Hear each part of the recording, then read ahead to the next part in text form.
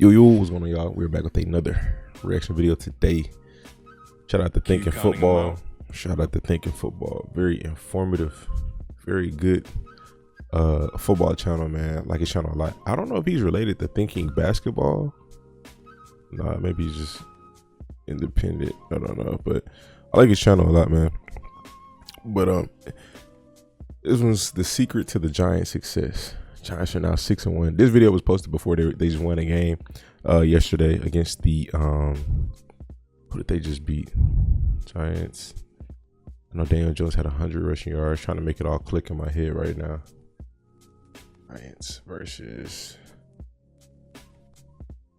the Jags. Oh my gosh, I cannot believe they're 6-1. This video was posted before they were 6-1, so you're probably going to see some more videos after this about the Giants and their success this season. But if you're new to the channel, hit the like button for me. If you'd like to catch live reactions, hit the link in the description. Follow me on Twitch. We're going live weekly, and we'll get into it, man. But the Giants will just keep on winning. Hands down, the surprise team of the year, rookie head coach Brian Daboll has so far performed a masterclass in turning around what was once considered a boo-boo collective. Sorry, I don't mean to keep pausing it a lot, but hey, let's come with it. But it's interesting. Everybody noted Brian Daboll as being part of Josh Allen's success, and now looking to see what he's doing with the Giants as a unit. Because this team is a better team than the Bills were Josh Allen's rookie year. So with this being his first year with Daniel Jones, already into the NFL a little bit, got some type of knowledge and IQ, and this roster is pretty good. I guess it's reasonable to understand why they're having the success that they're having, but at the same time, it's kind of hard because it's like, man, it's crazy. He's doing something crazy, man. Like nobody would expect the Giants to be 6-1 at this point, beating the Packers, the Ravens, all of the teams that they've beaten. It's been close games, but still, a win is a win. You know what I mean? Into something special. But he's doing really good. Above all, the offense has turned from a mistake-prone mess to a solid ground attack, with the defense bringing in a little bit of a special sauce. Coordinated by former Ravens defensive coordinator Wink Martindale, the Giants are executing his controlled chaos. So they got Ravens defensive coordinator too. Okay. Frustrating quarterbacks and limiting their time to process information. Did not know that. Hunting quarterbacks. The first thing you need to be ready for when facing a Martindale defense is pressure. The most aggressive scheme in the league, Wink is always looking to get a hit on the quarterback, using multi-fronts and hard-to-read personnel packages to confuse signal callers. He's coming after you, and he'll throw the damn kitchen sink if he has to. Here's as close to a base look as you'll see from Wink, appearing in what looks like one high man, but with 6 guys up at the line of scrimmage. This is only the opening play of the second drive. I'm just reviewing. I'm trying to process, trying to learn. That's all. But Wink wastes no time getting after Rodgers, sending all 6 and playing one-on-one across the board. This is a great call for the Packers' play-action boot, as there's nobody to account for the slot corner with Cobb responsible for checking the end. Ooh. And Rodgers is forced to throw this hot to Tyler Davis. Rewinding, you can see that Wink had prepared his unit for this formation. Both safeties are walking down into the box on the snap, ready to take the H-back positions in man. And Crowder has his eyes scanning for which direction the line will move. As soon as Tyler Davis runs the flat under, he and McKinney know to pass off the running back and tight end between each other, keeping both locked up and forcing this into a negative play despite the quick release from Rodgers. That's what makes some players good and great, you know what I'm saying? Knowing what's coming. I'm sure they got coached up on that. But knowing what's coming and knowing exactly where the ball is going to be and where it, I guess pretty much that where the ball is going to be. That's the end of it, really. I remember watching Luke Kuechly pretty often, and it was times where I forgot. I think on the top 100 they were talking about it's like he knows where every player is at. He's always there, and I think Ray Lewis and Ed Reed said that watching film is key, and They got coached up pretty nice on that, man. I ain't gonna lie, because that's very interesting. Very interesting how they're manned up and they know to pass it off. Like it's like a mixture of man and zone in a sense, But this was a good counter defensive play to this offensive play. You know, I thought it was gonna be a pass initially. I mean, like not a play action pass. I thought he was gonna draw back, but yeah, it was good he and defensive McKinney play know to call. pass off the running back and tight end between each other, keeping both locked up and forcing this into a negative play despite the quick release from Rodgers. It's the same one high man look here, but this time he's got 8 up at the line of scrimmage. Were Eagles their only loss this year? Was the Eagles or the Cowboys? Two are going to need to drop to I'm looking cover up on my Andrews phone. and Ricard on second and short, but Lamar can't be sure who. Once again, Wink sends 6, and with all the focus. Oh, this is the on Ravens. ambiguous Okay, rush never shot, mind. the Giants got pressure off the blind side with a beautifully run stunt. Leonard Williams changes from a 3 to a 5 tech right before the snap, changing his angle of attack and putting him against the left tackle. Jihad Ward slices his rush inside at the A-gap, forcing the guard and tackle to communicate to pass this off. But the genius comes with the stunt, bringing Dexter Lawrence round Ward right through the open B-gap. The pressure denies the angle cross-field to Andrews, and Lawrence is home before Lamar can get an accurate ball outright. That was a good play on the Sending ball. 6 straight up when a team is expecting it is a waste of resources, so you've got to find ways to take advantage of angles.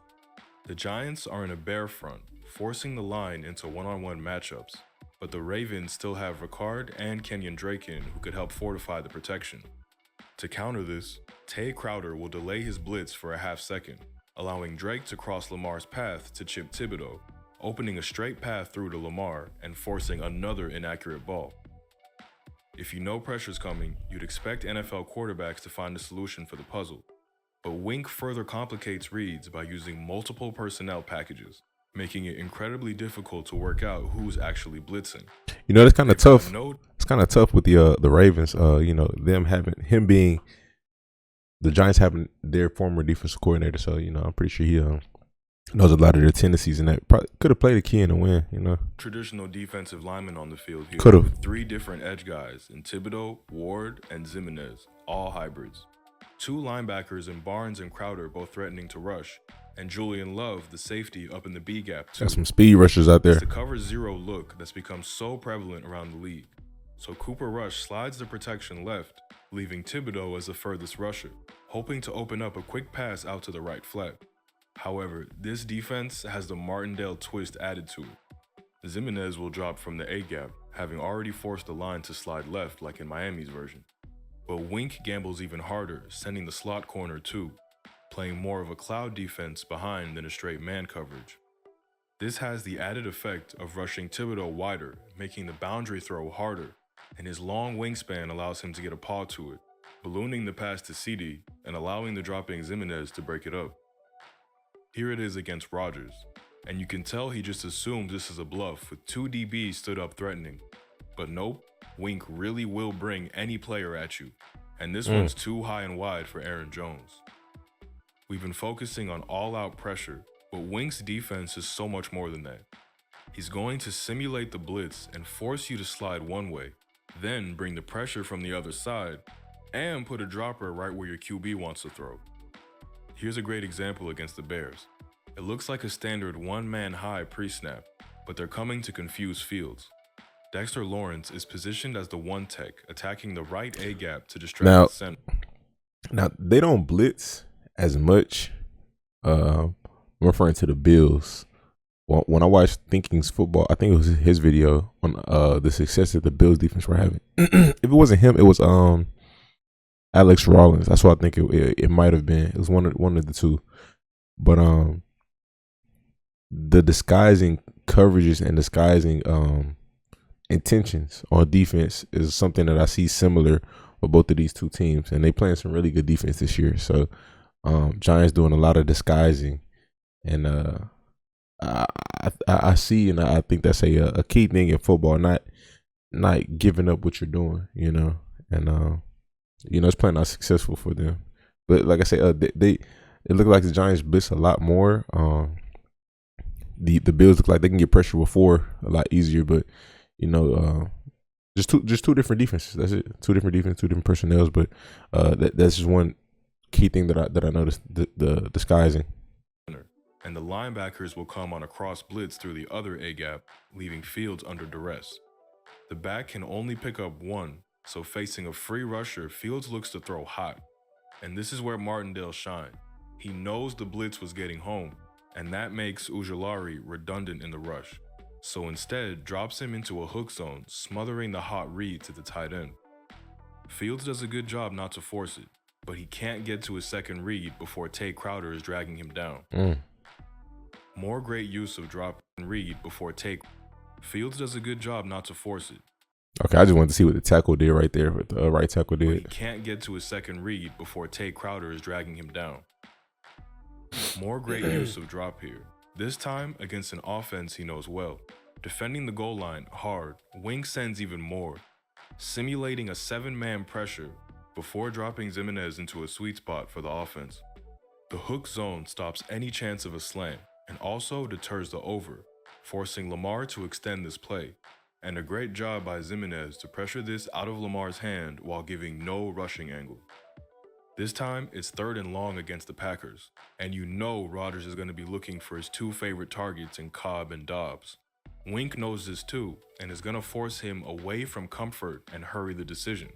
Crowder doesn't indicate he's rushing until right before the snap, and the Giants bring pressure off both edges in pairs, dropping the D tackles to clog up the middle passing lanes. Julian Love does a great job to deny any chance to Cobb, and Rodgers is forced to go long into tight man coverage. And this is a great technique not to cause PI. They still did a good job on the Packers, and he was still able to get that ball out. That was a pretty good job. Julian Love does a great job giving him just enough time to deny any chance to Cobb, and Rodgers is forced to go long into tight man coverage. And this is a great definitely was tight coverage, but you know, the fact that he was able to get that ball out is somewhat of a plus on their end, you know. Technique not to cause PI. And if Rodgers is struggling to read it, well, pulling these sorts of disguises against Baker Mayfield is definitely unfair. They have 7 up threatening to rush, but they instead drop all 3 middle lurkers, with Julian Love bailing like a madman to become the center field in a 3-3 zone. Pressure gets to Baker off the slot corner this time, someone who didn't even seem to be part of the initial blitz threat, and Baker is forced to hurry, doing a nice job to get it to McCaffrey while under so much heat, and great tackle by Jefferson in the open field too. And one last look, because this really demonstrates Wink's inventiveness. Every week he's going to have a different crafted look depending on quarterback and protection, and he's not afraid to try the unconventional. This is not a look you've probably seen before. 2 split 5 techs. Do they still have Bernardrick McKinney? And a trio of rushers in a train, lined up just off the center. They actually end up calling this into a run, but the look was enough to scramble the blocking, and all Lamar could do was sit down to avoid a hit. If you're going to play such an aggressive scheme, you've got to have the man coverage skills to back it up. They've been an impressive secondary unit led by green dot wearer Xavier McKinney, who's played every snap this season. He directs the unit and makes sure that they're all in position, communicating when routes can be passed off to safeties. He does a great job here alongside their best corner, Adoree Jackson, passing off CeeDee Lamb's deep route and blanketing him at the catch point. Nice play. We've shown it a couple of times already, but they've been really strong against boot action plays. The wide rush means they can get a hand in the face of QBs even if a team tries to wham block, and the coverage supporting this rush has been superb. It's funny because boot action plays is so I don't want to say fundamental, but it's one of the most basic plays, and I feel like every team runs them. So when you can take stuff away like that, just the fundamental of football, like I can say fundamental, some of the most basic plays that teams run often, you force them to get versatile, and if they don't got a lot in their bag, then they're pretty much getting shut down. You can again see very strong coaching in the way that they're ready and proactive against screens too. The coaches seem to have cued them on what to look for, then allowed their players' instincts to take over. Not only are they down fast to hold Robbie Anderson to just 3 yards, they get the strip too. This downhill nature continues throughout their play, where they've been a fantastic tackling unit, attacking hard to keep yards to a minimum. Particular praise again to Adoree Jackson, who has multiple times shut off QBs trying to attack his cushion. Adore been making plays this In a year. scheme designed around pressure, the D-line is always going to be important. And while the pressures and sacks have been equally distributed, we still want to take this time to shout out to two specific standouts. Firstly, Kayvon Thibodeau has been as good as advertised after his late season start. We've shown batted passes and pressures already, but he finally notched his first sack with the game-winning strip against Baltimore. It's man on the back end with a double on Andrews, forcing Lamar to hold for longer than he'd like to, and great effort in pursuit from Kayvon rewards him with the path to Lamar. And what comes next is why we had him as our best player in the draft. He doesn't just go for the rap, but has the instincts and senses to see Lamar is hanging this ball low, poking it loose to put the game on the line. Then, watch the continued heads-up move. He doesn't go after the ball. He knows Lamar is the biggest threat to pick this back up, so tackles him instead, allowing his teammates to rally and get the game-winning turnover. That's smart. That's Wink smart. said in an interview this week he never taught Thibodeau to do that. The rookie just knew what to do. We really think the Giants have got someone special in number 5 because DNs aren't supposed to move like this. Watch him manage to go outside contain on J.K. Dobbins despite playing the read, forcing the run back inside, and then having the fluidity in his hips to flip them and capture the we bag for a we win. knew Thibodeau was athletic though. Didn't he run a? Let me check real quick. I think he ran a 4.5. If I'm not mistaken, this rookie class, if I'm being honest, man, like as of right now, it's probably the best rookie class I've seen. We had a good rookie class. I think Von Miller's class, they were good. I think that was Julio Jones was in that class. AJ Green was in that class. I think they had some dogs in that class. Like that was a deep class. It was like some for sure Hall of Famers in that class. But this rookie class, man, they got Thibodeau, Hutchinson, Walker. You got linebackers, Malcolm Rodriguez, Devin Lloyd, receivers, bunch of receivers. Running backs, you got 4 starting rookie running backs. Quarterbacks, you got a few. Malik Willis, he hasn't balled out or nothing yet, but it's a deep class. Hold on, I'm supposed to be looking for his 40 time. I'm over here. All right, 40 time. 4.58. That big, 4.58. We knew he was athletic, man. Game. Superb stuff. The second guy on the line who needs some love is Dexter Lawrence because he's been downright dominant. His length and size. I've been hearing his name for a while. Force inside, catching guards with his length and forklifting them back into QBs. And he can use that length. And then ain't they missing they're missing what's his name? Leverage with the rip, finishing the play Leonard with Williams. a display of length by hitting Fields' arm for the fumble. And here's Thibodeau Oh no, once again. is he? I thought he was injured. Let me look it up. All schemes carry their disadvantages though, and as good as they've been creating confusion, there's still some holes in this defense. Firstly, heavy pressure with straight man on the back end leaves your corners on islands. Y'all let me know. In modern NFL, these get abused with deep overs across the field. Wink's defense can often leave corners out-leveraged I like that through switch. no fault of their own. Oh, You can pass off certain routes as we showed earlier. I thought but they these executed. over routes are liable to beat you if you can't find a dropper or get home. And creative blitz schemes like this train blitz look fun, but when the team immediately gets wide, you realize all your defenders are in center field and there's little to chase the swing.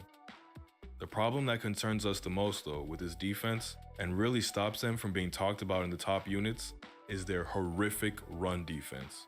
There's been some flashes and they tighten up in the red zone, but they have just given up way too many long runs. In the scheme designed around blitzing, you might expect them to get caught out of position from their run fits occasionally. The main problem though is the exact opposite. They've been way too static in reacting to the run, especially the linebacking core. They're allowing linemen to easily reach the second level, and they aren't crashing gaps with the same ferocity that they do against the pass.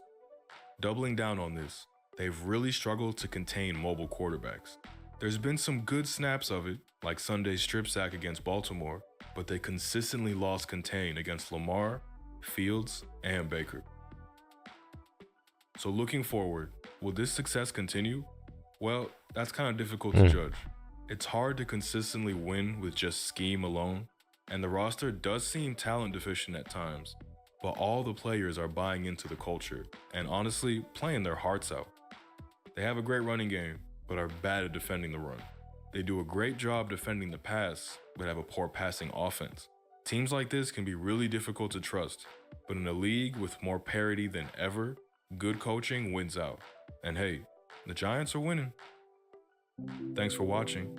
If you enjoyed this, why not check out our draft breakdowns on Kayvon Thibodeau or Wendell Robinson. Take care. All right, man. Good vid, man. Y'all let me know your thoughts in the comment section. Anything that I messed up on, y'all let me know. I know I said at the beginning that this roster might be better than the roster that the Bills had from Josh Allen's rookie year. I don't really remember who they had, but I just know they didn't have a Saquon Barkley or, you know, a deep receiving core like this, or, you know, I think they had a solid D line at that time, but you know, you got Leonard Williams, Kayvon Thibodeau, Xavier McKinney playing solid, Adoree Jackson playing solid. I think they got some guys on this team, man. But y'all let me know y'all thoughts, man. How far do you think they're gonna go? Right now, they're a playoff team as of right now. So how far do y'all think they're gonna go? Hit the like button for me. Subscribe. Stay tuned. Stay blessed.